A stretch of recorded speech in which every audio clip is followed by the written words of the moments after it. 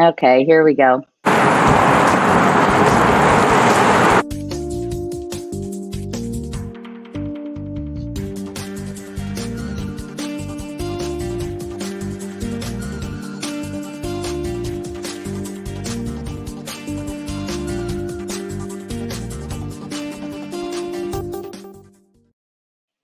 All right.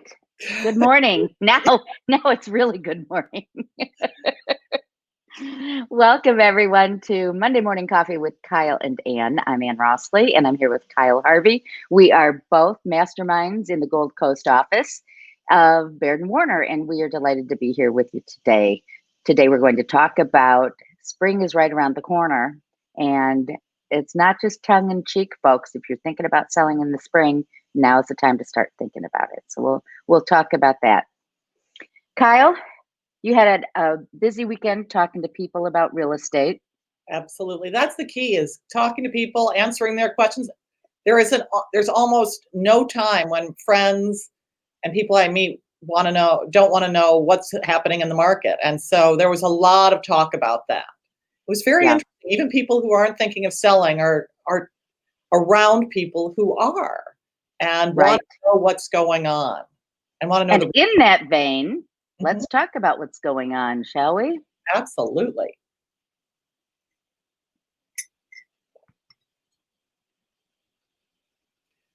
All right. So I did things a little differently this week. Right now, this is the world of what's on the market as of December 5th in our market area. And you'll see very few new properties came on the market last month. Most of the properties had already been on. So this is November. This is November. This chart shows how many homes are for sale in our marketplace right now.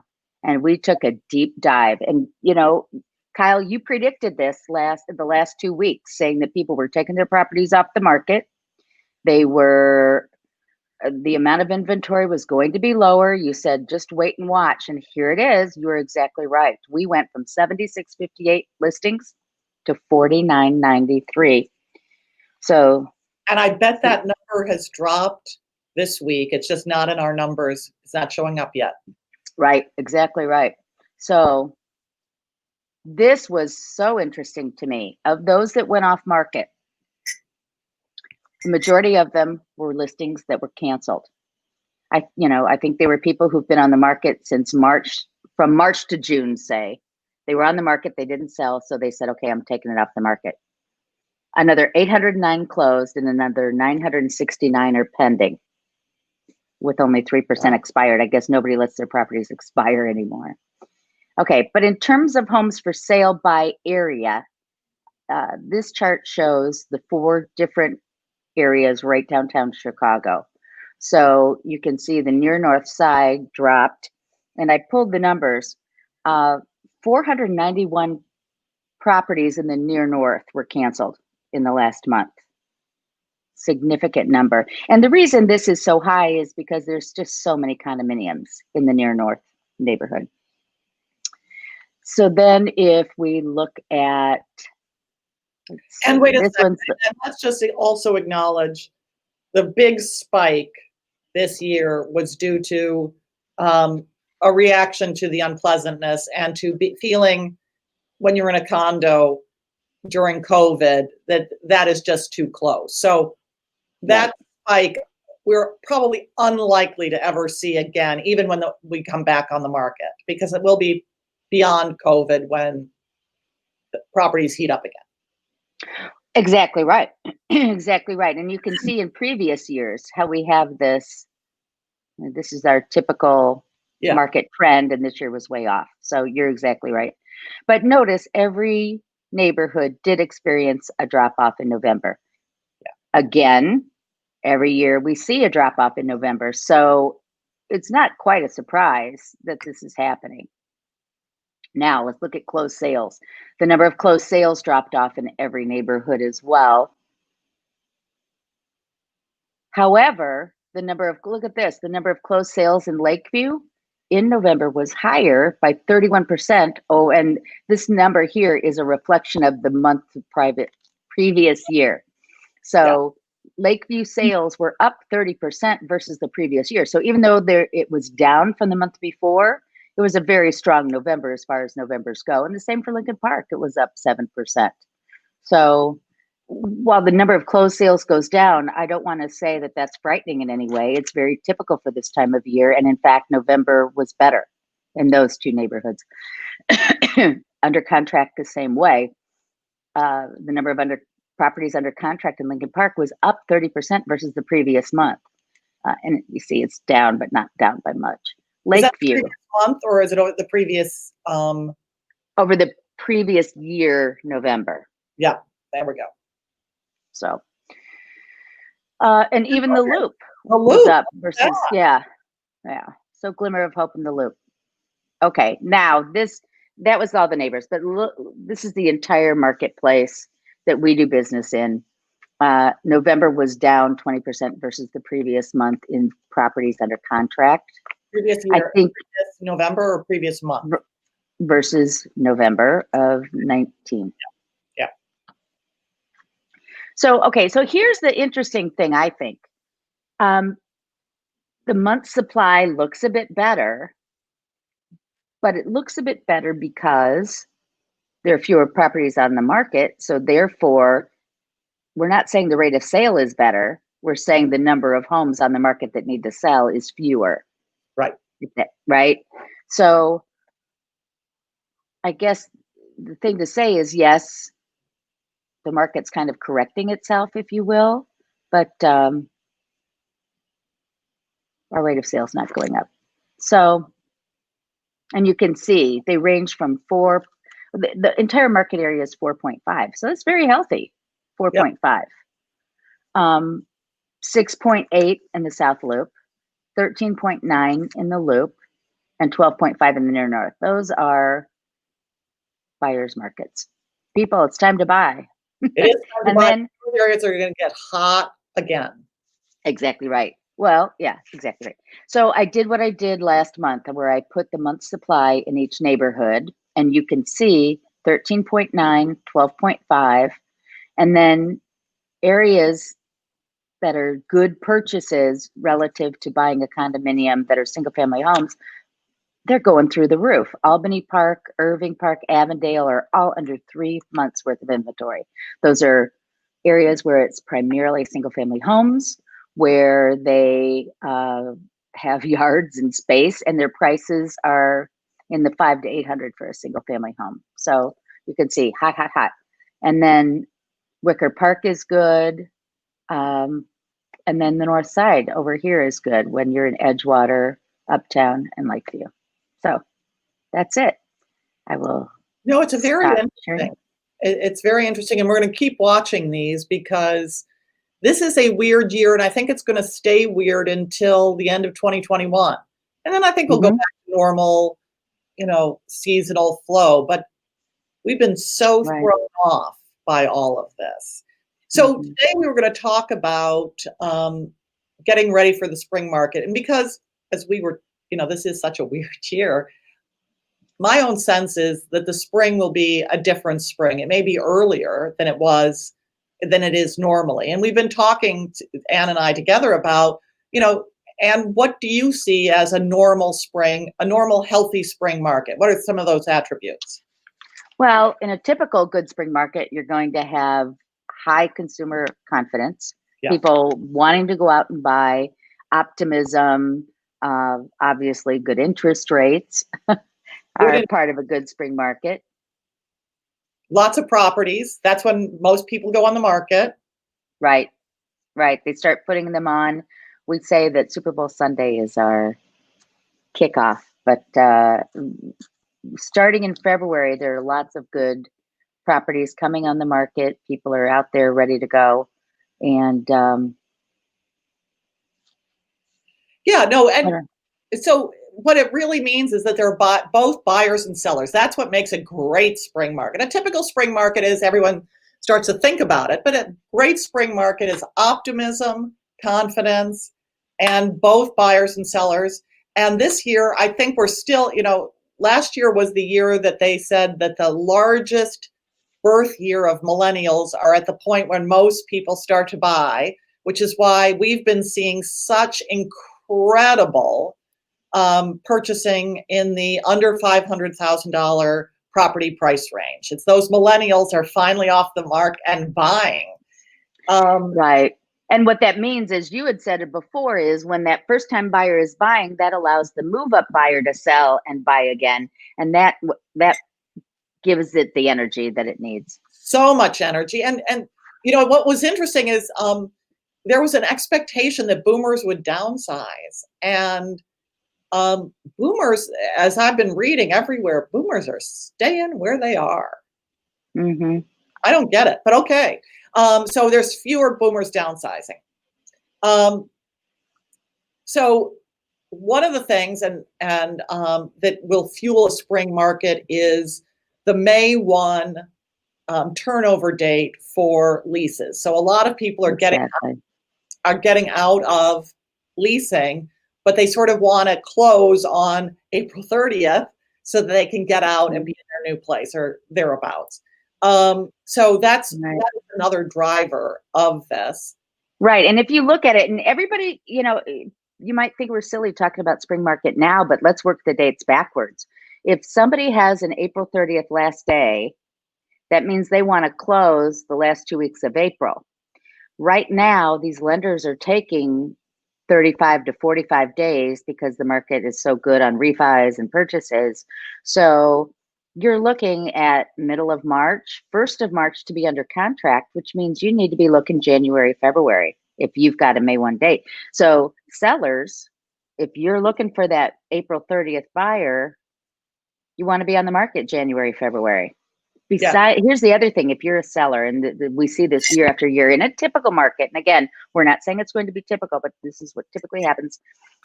There's not enough inventory in January and February for those buyers to choose from. And so those who are smart enough to go on the market in January, February will have less competition and will sell for a higher price than those that wait to go on in April or May. So I would highly encourage you, based on the flow of a typical market, if you're going to sell, get on the market in January, February. Absolutely. And this year, because we are so weird, I don't know that, the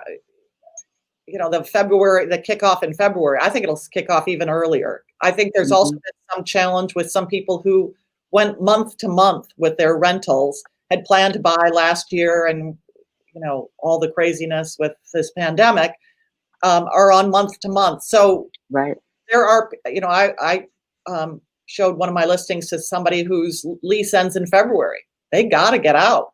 So these are the reasons to be on it. So today we're going to talk about, if you're a buyer, what to do to get ready. And if you're a seller, what to do to be on the market no later. I'm thinking like no later than the end of January. No later than January. Okay. So which is 6 weeks away. My God. And if I'm a buyer, what do I need to do to be ready so that I can get one of those great properties that comes online in late January, early February? Yeah, if you're thinking about buying, you need to do two things right away. You need to get in touch with us and have a conversation about what the buying process is. And both Kyle and I have a whole series of things we can talk about with you, so you'll be fully prepared and educated to make a really good decision that works for you. In tandem with that, you want to work with a lender, and we have fabulous lenders we can recommend to you. Get on the phone with them, start talking about what you're qualified to buy, get your pre-approval in hand so that you're ready to go. When you find that property of your dreams, you want to be pre-approved and ready to put that offer in. So if you're thinking about buying in January, February, March, let's set up a phone call, Zoom call now, and let's get our ducks in a row so that you will be ready and better prepared than everybody else out there. Yes, and a couple of things. This pandemic has made our lives different, but it won't be different in June. It will go back to something else. So think about how you're going to how we want to live today in pandemic may not be how we want to live post-pandemic. So think about how you see your life post-pandemic. And yes, there are some things that you think, wow, I'd love to have this again. I'd like to keep this. But think about the rest of life and start looking at properties online. Start seeing what's, there. That's the beauty of the internet today, is you've got a lot of pictures.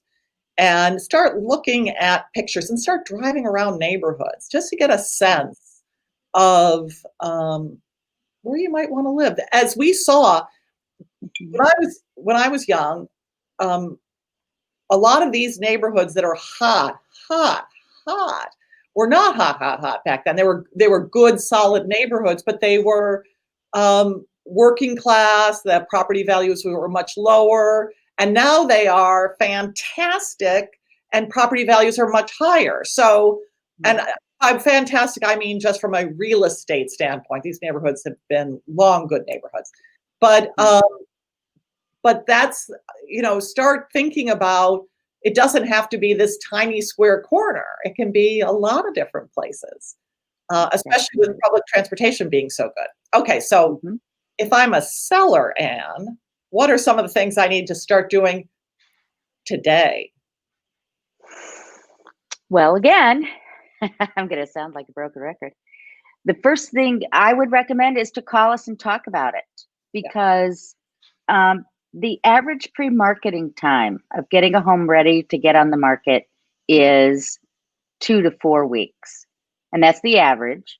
But somebody's going to be much more ready if they do it 6 to 8 to 12 weeks before. And we can either do it.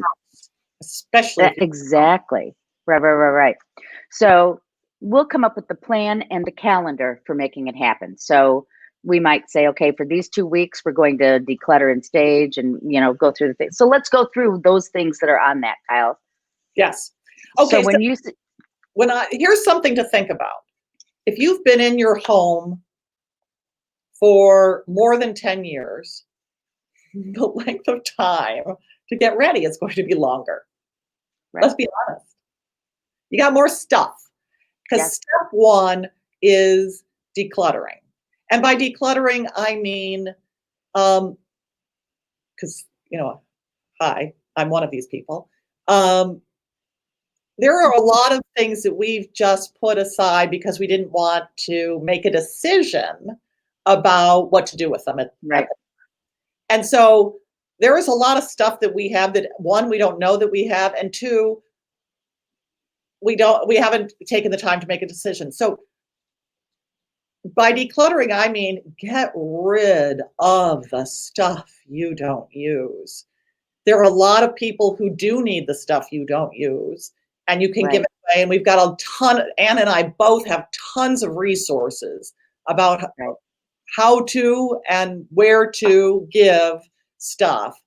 But even if you can't or don't want to get rid of things, getting it out of your home into temporary storage will help enormously in the marketing. One, making it look beautiful, but two, you will realize a better price if your place is emptier. Absolutely.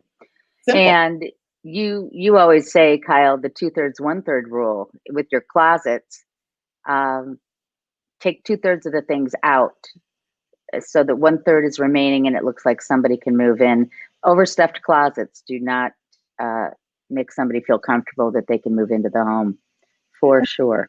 And you know what's funny is people see their own closets and they don't think that they're overstuffed. And I'm like, holy God. Yeah. But we all have overstuffed closets. I do too. So yeah, but we're not selling. But when we're selling, we have to clean them up. And speaking of that, the next thing we need to work on is fixing. This is a good time of the year to get the handyman in to fix things, for you to take some time and clean some things up. And by fixing, we mean everything from the squeaky door to the cabinet that's not quite plumbed. Get the wattages in your light. Let's say you have can lighting. Make sure they all have warm or cool bulbs that they match each other, that they're the same wattage.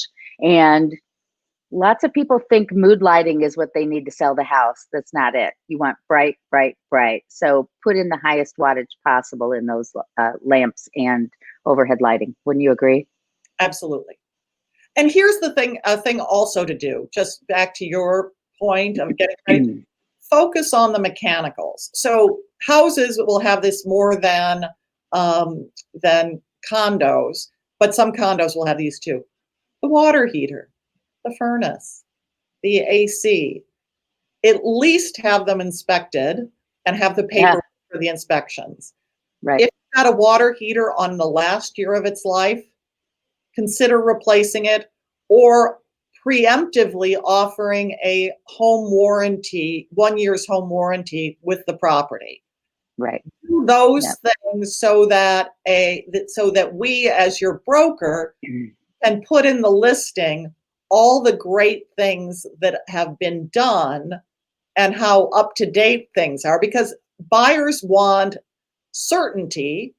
They can put up with something being older, but they want to know that you've thought of it, that you've maintained it as well as possible, and that they're going to be able to move in and price accordingly. So focus on the guts of the house. And so, for example, if you've got an older roof, have it inspected. I'm a big believer in pre-listing inspections. It saves you down the road for sure. Absolutely. Then the next thing you need to do, deep clean. Clean as if you're moving out, and I mean, pick up the furniture, get behind it. The one thing that I see people forgetting all the time that I just want to mention here is your cold air returns or the vents get the dirt clogged on them. And every so often a buyer's going to look up and they see that and they're like, oh, if that's dirty and gritty, or the ceiling fan that hasn't been wiped down, even if it's a high, you have to get to it. Yeah. I mean, it has to be done. Yeah. Think about like your most OCD grandma and how she cleaned her house. Yeah. Like that. And if you're not like that, then hire somebody, but it needs to be done. We've got people. Go ahead. And then staging is the next step, of course. Oftentimes we can just take your things and zhuzh them around. When I say staging, it doesn't mean spend $10,000 to get your home ready to show. It just means a little adjustment for the photography, maybe putting in a couple of punchy pillows, or. But it could also mean getting rid of. Let's say you have you've inherited a lot of furniture, and you keep all that furniture in your bedroom because it was your mother's bureau. It was this. It was that. Move, and you want to take it to the next place. Move it out in the short term, because there's like a lot of furniture to make a large room small. Right. We want your place to look really attractive to the most number of buyers. The fact that you love it is great. You already own it.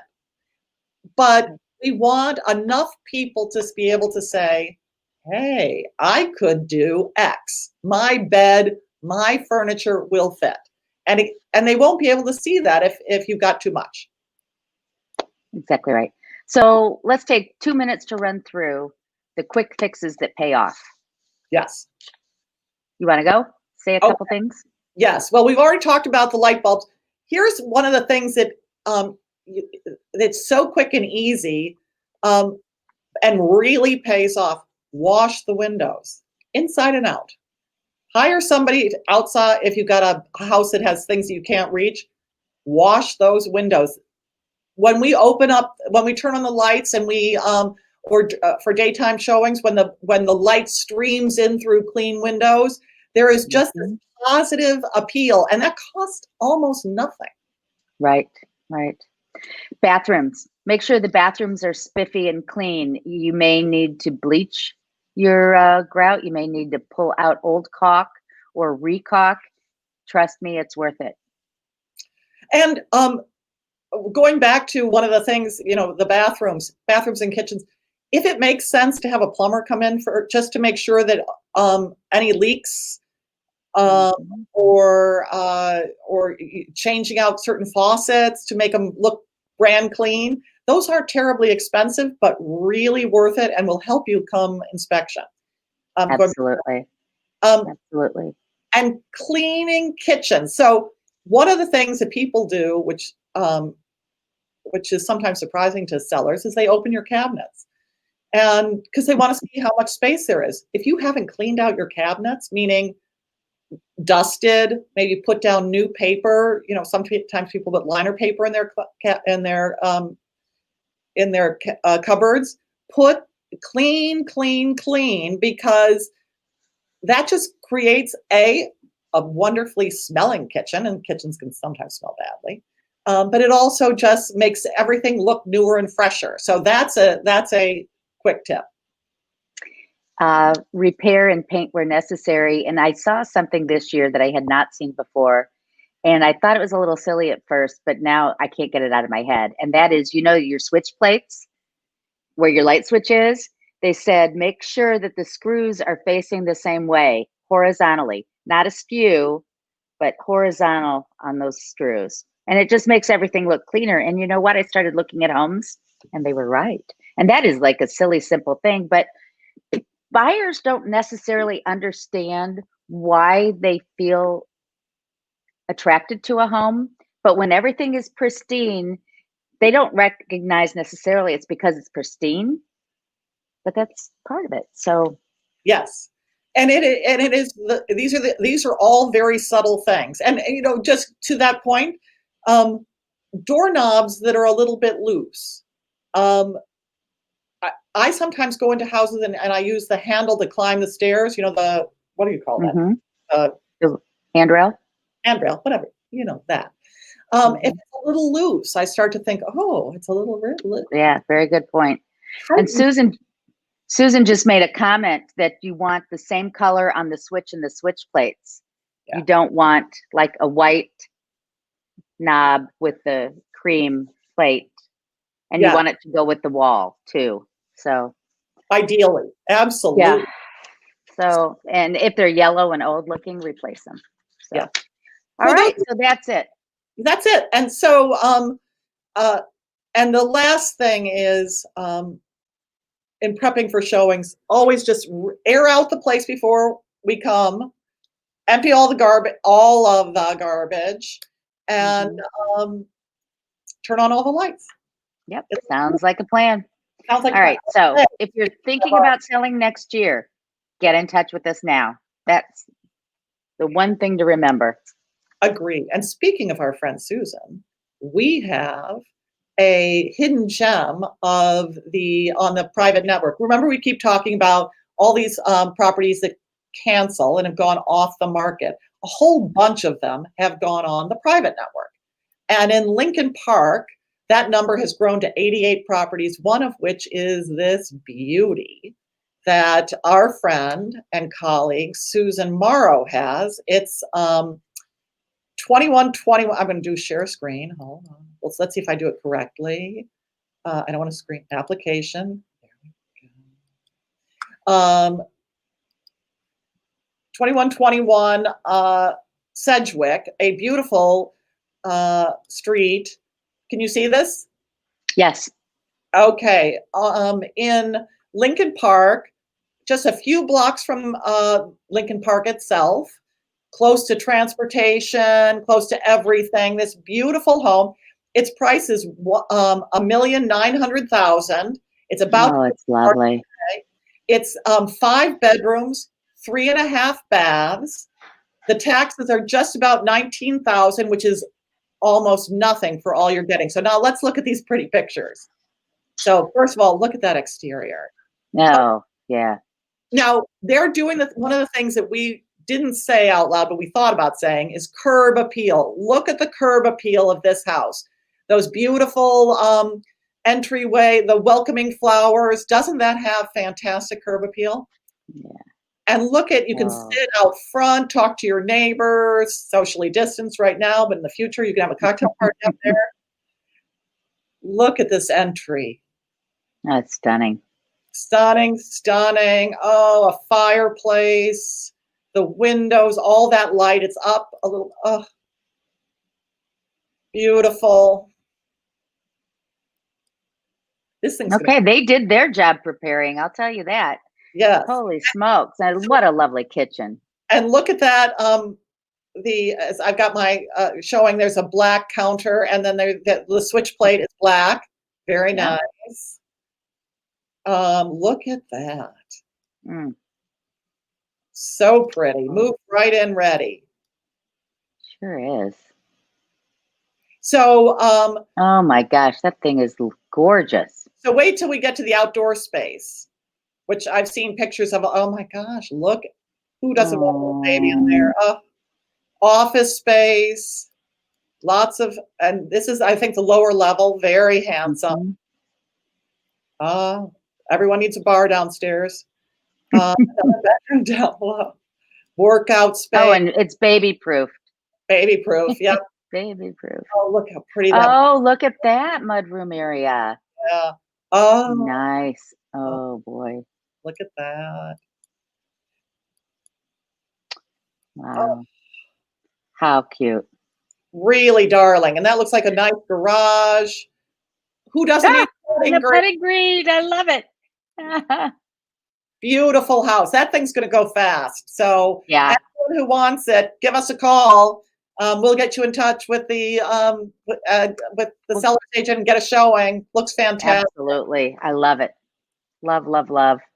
All right. So we took up more than our allotted time today, but I think we answered a lot of questions about getting your home on the market. And as we slide into the holidays, I wish everybody a happy and safe and healthy holiday season. And please give us a call and touch base with us and let us know how we can help you with your real estate needs. Absolutely. We're ready for spring. Right. I'm Anne Rossley with Kyle Harvey. We'll see you next Monday morning at 7:30 on Monday Morning Coffee with Kyle and Ann. Have a terrific week. Bye.